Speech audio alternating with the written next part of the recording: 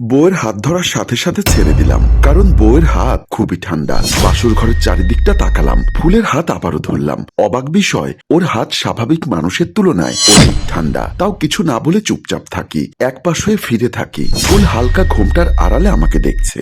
মাঝরাতে শুয়ে আছি, হঠাৎ যখন ফুলকে জড়িয়ে ধরলাম, আমি রীতিমতো আরো বেশি অবাক হলাম। ফুলের শুধু হাত না, বরং পুরো শরীর ঠান্ডা। মনে মনে এসব অদ্ভুত চিন্তা আসতে লাগলো। ফুল আমার দিকে ফিরে বলল, কি হলো? সেই কবে থেকে দেখছি আপনি কি চিন্তা করছেন? না, আসলে চিন্তা করছিলাম যে আমার কি? না থাক, কিছু না, ঘুমিয়ে পড়ুন। ফুল ওর মতো করে পাশ ফিরে ঘুমিয়ে পড়ে। আমি ভাবছি ফুলের সাথে পারিবারিকভাবে বিয়ে হয়েছে। বিয়ের আগে শুধু আমার সাথে ফুলের দুবার দেখা হয়েছিল, আর এই দুবারই ওর সাথে আমার শুধু কথা হয়েছে। কখনো তাকে ধরার কথা কল্পনাও করিনি। যা, শরীরের তাপমাত্রা কম, এ জাতীয় কিছু চিন্তা করে আমি ঘুমিয়ে পড়লাম। আমি উঠে ফ্রেশ হয়ে ডাইনিং টেবিলের কাছে গেলাম। হঠাৎ টেবিল দেখে আমার চোখ ছানা পড়া হয়ে গেল। দেখলাম টেবিলে হরেক রকমের খাবার সাজানো। যদি গুনে দেখি তাহলে 10 থেকে 15 আইটেমের বেশি হবে। কিন্তু এতগুলো খাবার কে খাবে? ঘরে শুধু আমি আর ফুল থাকি। আমার মা বাবা থাকে গ্রামে। বিয়ের পরে তারা বলেছে বৌমাকে নিয়ে শহরে যেতে, তারা কিছুদিন পরে আসবে। এতগুলো খাবার দেখে মনে মনে কল্পনার রাজ্যে ডুব দিলাম। একটা মেয়ের পক্ষে এতগুলো খাবার বানানো সম্ভব? ফুলের প্রত্যেকটা কাজ আমাকে রীতিমতো অবাক করছে। এমন সময় ফুল এসে বলল, কি হলো? এভাবে কি দেখছেন? না মানে এতগুলো খাবার কে খাবে? কেন, আপনি খাবেন? আর কোনো কথা না বলে তাড়াতাড়ি বসুন, আমি বাকিটা নিয়ে আসছি। ফুল চলে যায়। আমি মনে মনে চিন্তা করতে লাগলাম, এই মেয়ের কাজ সব অস্বাভাবিক কেন? শুধু সকালেই নয়, দুপুরে, সন্ধ্যা ও রাতে প্রায় হরেক রকমের খাবারের ব্যবস্থা করেছে। সারাদিন শুধু কাজ করলো, একটু বিশ্রামও নিতে দেখলাম না। হিসাব করে দেখলাম প্রায় 15 ঘন্টার অধিক কাজ করেছে। আমি রান্নাঘরে ওর পাশে গেলাম, যে আসুন না, আপনিও খাবেন। ও বলল, না এখন না, আমি তো কাল সারাদিন রাত থেকে কিছুই খাইনি। কি বলেন? এখন আসুন আমার সাথে। হাত ধরে আনতে চাইতেই ফুল বলল, আমার সত্যি ক্ষুধা নেই, আর আমার ক্ষুধা লাগে না। আমি ফুলের এমন কথা শুনে অবাক হচ্ছি না, বরং ধীরে ধীরে ভয় লাগছে। মনে মনে একটা চিন্তা আসছে, মেয়েটা কি মানুষ নাকি জিন? আর এসব চিন্তা করতে পারছি না। ভয়ের মাত্রাটা অধিকারে বাড়তে লাগলো। আমি কিছু না বলে বের হয়ে গেলাম। আমি ছাদের একপাশে গিয়ে মোবাইলটা বের করে গুগলে ঢুকে জিন নিয়ে কয়েকটি আর্টিকেল পড়তে লাগলাম।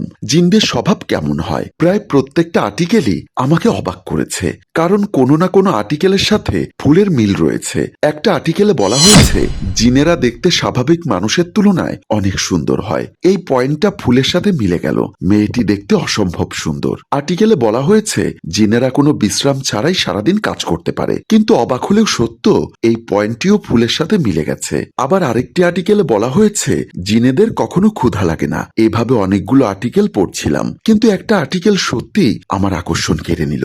জিনেদেরকে যখন যেটা বলা হয়, তারা সেটা করার জন্য প্রস্তুত থাকে। এই আর্টিকেলটি পড়ে আমার মাথায় কিছু বুদ্ধি আসলো। চিন্তা করলাম, ফুলের উপর অ্যাপ্লাই করা যাক। আমি তাড়াতাড়ি নিচে চলে আসি। আমি সোফায় বসে ফুলকে ডাক দিলাম, কই ফুল, আপনি একটু এদিকে আসুন। ফুল এসে বলল, জি বলুন। আমার পাশে একটু বসুন।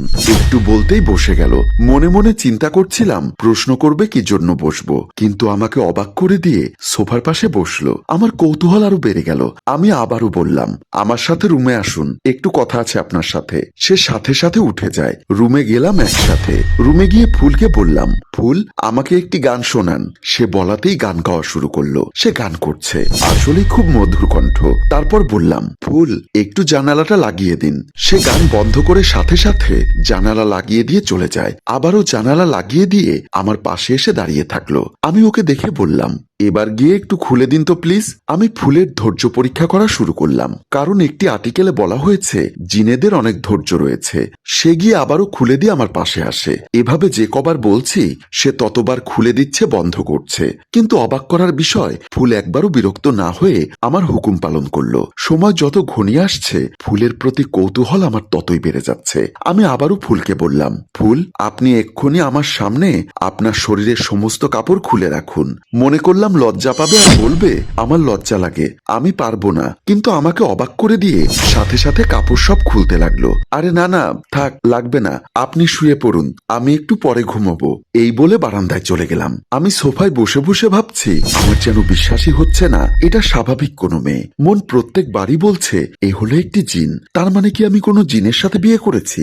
আচ্ছা, জিনেদের বয়স তো অনেক বেশি হয়। ফুলকে গিয়ে জিজ্ঞাসা করা উচিত ওর বয়স কত।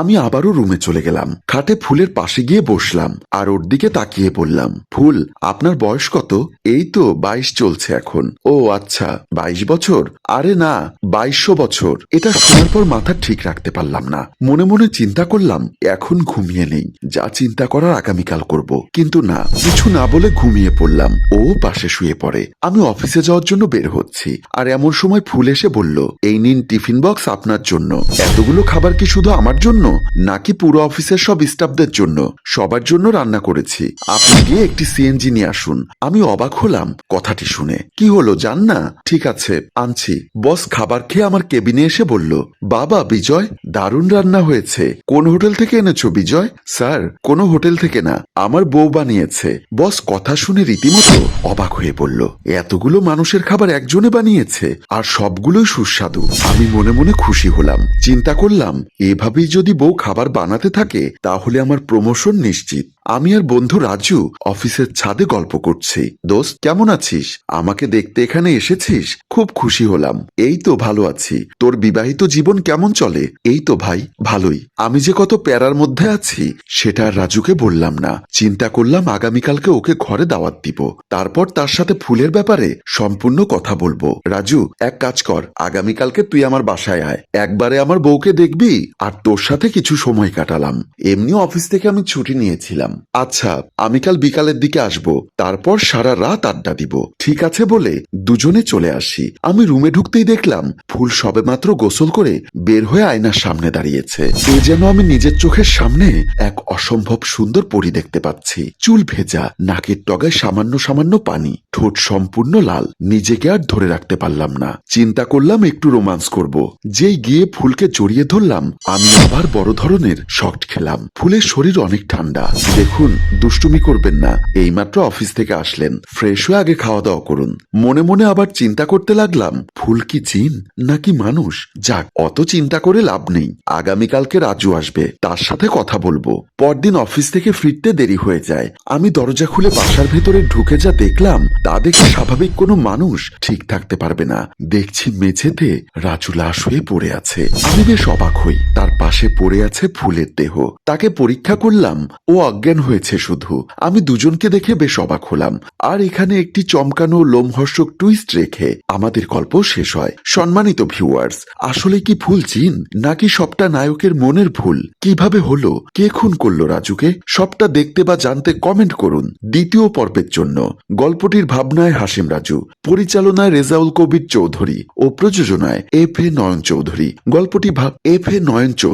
গল্পটি ভালো লাগলে লাইক, কমেন্ট ও শেয়ার করে দিন। ধন্যবাদ।